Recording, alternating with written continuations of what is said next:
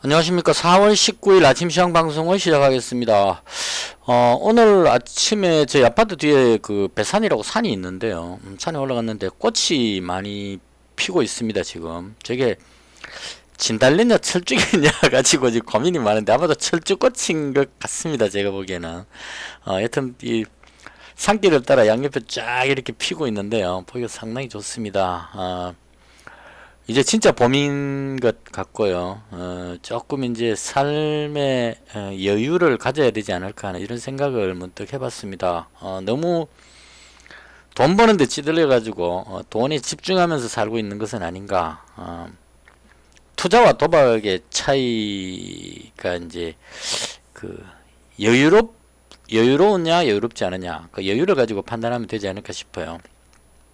수익과 손실에 과민하게 반응해서 집중하는 건 도박인 것 같고요. 사소한 수익과 손실에 크게 연연하지 않고 여유로운 마음으로 지켜볼 수 있는, 그게 상당히 힘들긴 하지만 그게 투자가 아닐까라는 생각을 문득 해봤습니다. 가까운 곳에 산이 있으면 한번 가보십시오. 꽃이 아주 아름답게 피었습니다.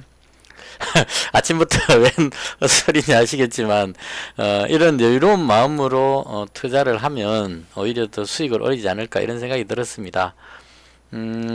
지난밤에 미정시인데요.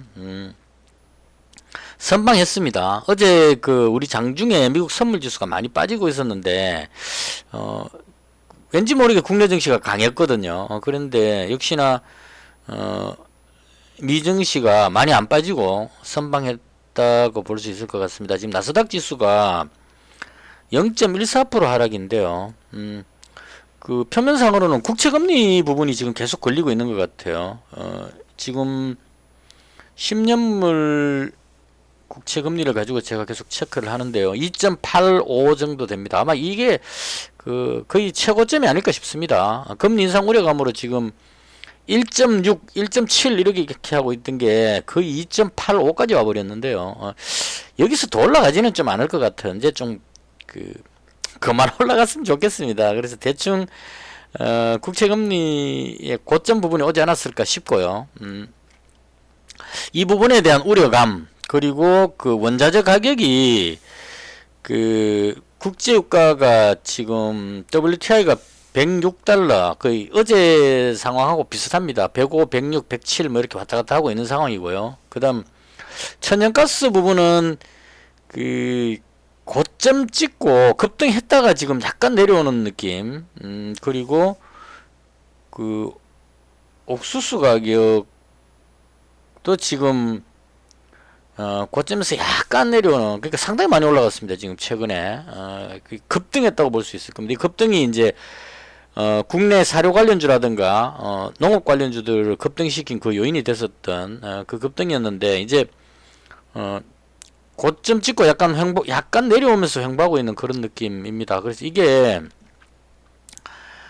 증시는 선반영하기 때문에요. 개인적으로 봤을 때 이 부분이 금리 부분이라든가 원자재 상승 이 부분이 이제 어느 정도 오를 만큼 올리지 않았을까, 고점을 찍지 않았을까라는 게 개인적인 생각입니다. 그러니까 이 한일사료가 지금 계속 올라가고 있는 상태인데요. 이게 어떤 종목이든 간에 계속 올라갈 수는 없죠. 지금 최고점을 돌파하고도 월봉으로 봤을 때 3,000원짜리가 거의 6,000원까지 두 배 올라갔으니까 이제 좀 쉴 때가 되지 않았을까 하는 생각이 좀 듭니다. 그래서 일단은 개인적으로 봤을 때 오늘은 반등 쪽에다가 한 표를 주고 싶습니다. 미국 증시도 현재 나온 재료 가지고 여기서 더 밑으로 내려가기에는 조금 그런 것 같고요. 매수세가 계속 들어오고 있기 때문에 반등하지 않을까 쪽으로 보고 싶습니다. 물론 이제 5월달에 빅스텝 금리 인상이 있기 때문에 그게 머릿속에 계속 지금 좀 부담스럽긴 합니다. 근데 지금 4월 19일이죠. 벌써부터 계속 빠질 수는 없다는 얘기예요. 이제 5월달 돼서 빠질더라도 일단은 현재 위치에서는 덜 올리려는 시도가 나올 것 같다. 개인적으로 반등 쪽에 무게를 두는 것이 맞지 않을까 이렇게 생각을 하고요. 국내 증시 경우로도 지금 코스닥 지수가 어제 같은 경우에도 거의 선방했거든요. 잘 버텼습니다. 그래서 이런 부분들을 봤을 때 개인적으로 위쪽 방향으로 올라가지 않겠느냐, 반등하지 않겠느냐는 쪽에 생각이 듭니다. 그래서 오늘은 그 상승 쪽에 상승한다는 관점으로 대응을 할까 생각 중입니다.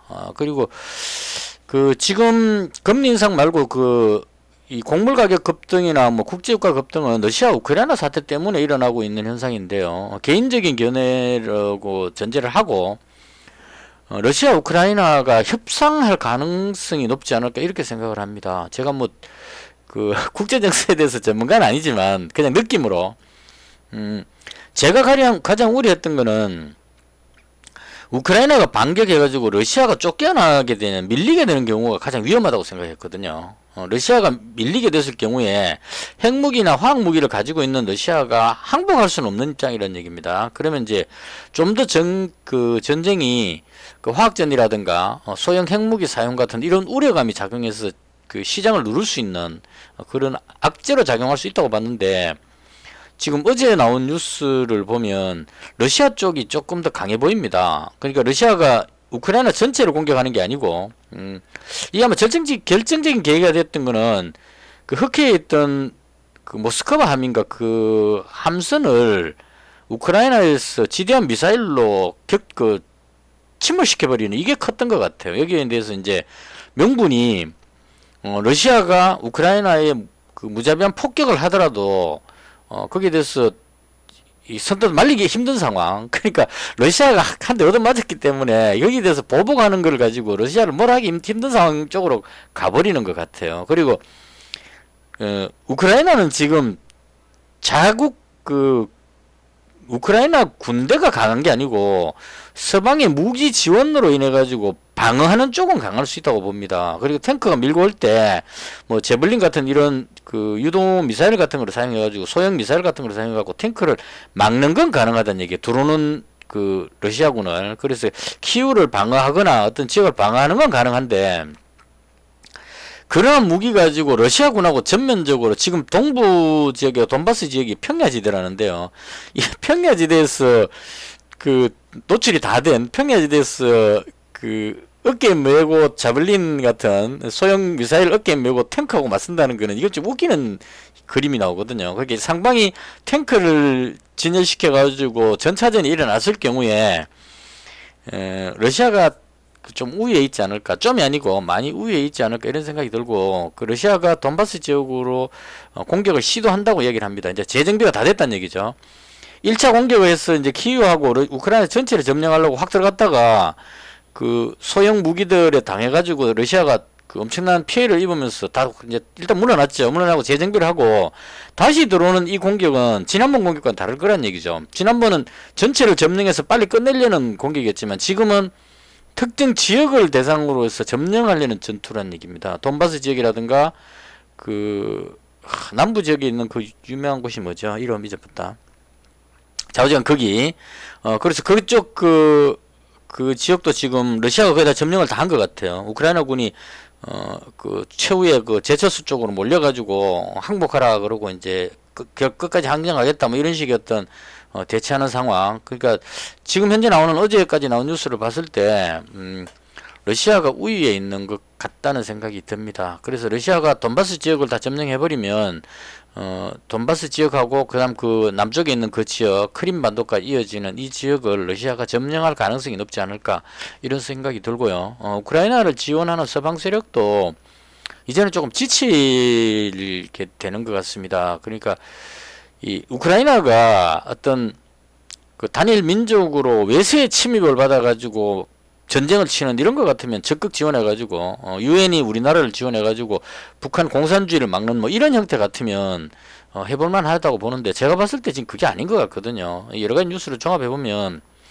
우크라이나 지역의 크림반도라든가 지금 돈바스 지역 여기는 러시아인들이 더 많다고 얘기를 합니다. 그러니까 투표를 하면 러시아 쪽에 표를 얻을 수 있는 사람들이 그 지역에 더 많이 있다는 얘기예요. 결과적으로 지역적으로 우크라이나 땅 쪽에 있기 때문에 우크라이나 자기 땅이라고 이렇게 이야기를 하는데, 거기 살고 있는 사람들의 심리는 러시아 쪽에 가까운 같은 느낌.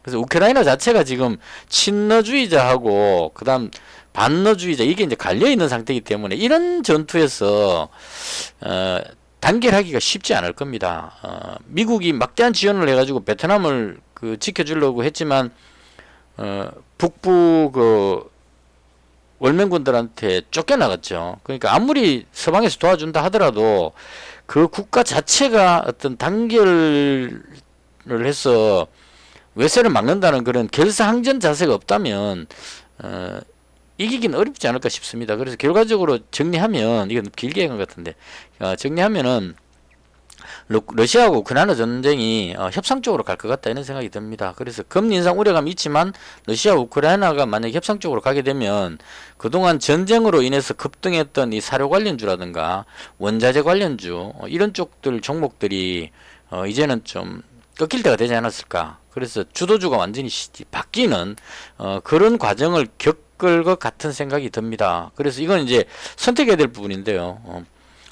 전쟁이 계속 격화돼서 곡물 가격 계속 급등해서 난 죽어도 뭐 식료품 쪽이 급등할 것 같다. 뭐 하이무시 날아갈 것 같아 해서 여기다 계속 배팅을 이쪽으로 배팅하는 방법이 있고 반대로 저 같은 경우에는 이제 갈 만큼 갔으니까 전쟁이 계속 이어지지는 않을 거니까요. 어느 정도 협상을 해서 이 부분이 완화가 되면 또 코로나가 지금 끝난다는 그런 관점도 있거든요. 그래서 포스트 코로나에서 물류가 정상적으로 막 움직이고 각국이 그 봉쇄 조치가 풀었을 경우 우리나라 지금 풀고 있죠.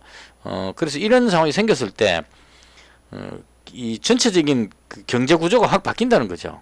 그러니까 간단히 예를 들자면 봉쇄 조치를 해갖고 그 배달 서비스 이런 쪽으로 해서 라이더들이 엄청난 그 많이 이제 필요성 그러니까 그 배달 문화가 막 발전했다가 지금 거리두기 해제해 버리니까 식당들이 그 아르바이트생을 구하느라고 인력이 부족해서 그쪽으로 이제 모인다는 얘기죠. 그러면 사람들이 그냥 집에만 갇혀갖고 배달 시켜서 그 술 한잔 먹으면서 이렇게 보내다가 이 답답한 부분을 풀기 위해서 밖으로 나가갖고 외식 문화로 다시 돌아갔을 때 경제 구조가 완전히 바뀐다는 얘기입니다. 그런 관점으로 코로나로 인해서 물류가 움직이지 않아서 물가가 많이 올라간 부분이 있거든요. 이게 만약에 풀렸을 경우에 순환이 됐을 경우에 그동안 많이 올랐던 물가 부분들이 잡힐 수 있는 좀 꺾일 수 있는 가능성도 있다. 이런 관점으로 보는 것도 맞지 않을까. 그 개인적인 견해로 이제는 그 포스트 코로나 이후 시대 혹은 러시아 우크라이나 사태가 협상적으로 가는 여기를 전제를 하고 대응해야 되지 않을까 이렇게 생각을 합니다. 개인적인 견해입니다. 조금 빠른 감이 없지 않아 있는데 정신은 선행하니까요. 그렇게 대응을 할 생각입니다. 그래서 개인적으로 지금 현재 오늘 제가 가진 종목이 한국주철관, 코스메카 코리아, 해영실리콘, 티플렉스 이렇게 가지고 있는데요. 한국주철관은 그냥 가져갈 생각입니다. 얘는 수도관 때문에 들어갔기 때문에 이건 그 주가가 올라가면 증시가 상승하면 오를 것 같아서 이 가스관 쪽이 아니거든요. 얘는. 그래서 그런 관점으로 얘는 그냥 가져갈 생각이고요. 그 다음 이 그 티플렉스하고 해룡실리콘은 티플렉스는 이제 그 니켈 뭐 원자재 가격 급등 이게 묶여 있기 때문에 얘는 웬만하면 그냥 정리를 할 생각입니다. 이게 그냥 원전 관련주 같으면 가져가면 되는데 이 니켈 뭐 원자재 쪽이기 때문에 오늘 올라간다면 어느 정도 이익 실현하는 쪽. 그다음 해룡실리콘도 마찬가지 뭐 방독면 이런 쪽으로 해서 화학전 이걸 생각했는데 그렇게 가지는 않을 것 같아요. 러시아가 유리해진다면. 그래서 요것도 정리할 생각입니다. 그래서 요 두 종목은 정리할 생각이고요. 그 다음 코스메카 코리아인데 이게 지금 고민입니다. 왜냐하면 그 지난밤에 확진자 숫자가 11만 7천 명으로 늘어나 버렸어요. 그 전날 4만 7천 명에서 깜짝 뛰어버렸죠. 그래서 어제보다 확진자가 급증했다는 부분이 부담인데 1주 전하고 혹은 2주 전, 4주 전하고 비교하면 많이 줄었는 거에 속한다 이런 얘기입니다. 요일 때문에 이런 것 같거든요. 그러니까 월요일 날은 일요일 발표기 때문에 일요일 날 검사자 수가 작아서 지금 4만 7천 명 나왔고 이제 정상적으로 나오고 내일 수요일이기 때문에 내일 발표된 확진자가 한 15만 명 내외 정도 나올 수 있을 겁니다. 그래서 어제보다 확진자가 늘었다는 부담이 있긴 한데 그 전주와 2주 전, 4주 전과 비교했을 때 많이 줄었다는 얘기입니다. 그래서 결과적으로 이 부분 때문에 어제보다 확진자가 늘었다는 생각으로 보면 코스메카 코리아가 악재다 이렇게 볼 수 있겠지만 거리두기 해제가 됐고 지난주나 그 전번보다는 줄었다. 전체적으로 줄어들고 있다는 이런 느낌으로 보면 악재가 아니다 이렇게 보기 되기 때문에 이건 그냥 그대로 약간 밀리더라도 그대로 가져가는 쪽으로 이렇게 할 생각입니다. 대충 이렇게 해서 오늘은 그 가능하면 원자재나 곡물 쪽에 있는 종목들이 꺾인다는 가정을 하면서 그동안 못 올랐던 뭐 이런 쪽 꼭 뭐 이 종목이라는 뜻이 아니고 그 실적이 좋은 우량주 쪽 편으로 자동차 관련주라든가 뭐 이런 쪽 부분으로 매수를 한번 해볼 그런 생각입니다. 그래서 대충 이렇게 지금 대응할 생각이고요.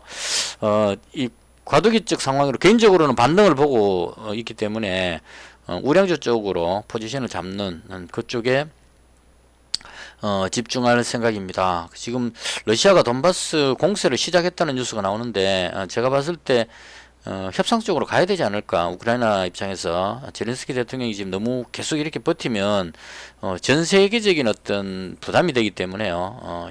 협상을 해서 어떤 원만한 타결을 해야 되지 않을까 이렇게 생각을 합니다. 대충 이렇게 해서 오늘 아침에 봤던 제가 오늘 시장에 대응할 그런 부분들에 대한 말씀을 드렸는데요. 머릿속이 상당히 복잡하긴 합니다. 그래서 일단은 뭐 그 지수가 반등을 한다면 그냥 좀 길게 보고 꾹 홀딩하는 것도 나쁘지 않다. 개인적으로 그렇게 보면서 아침 시장 방송을 마치겠습니다. 오늘 하루 좋은 결과 있으시기 바랍니다. 여기서 마치겠습니다.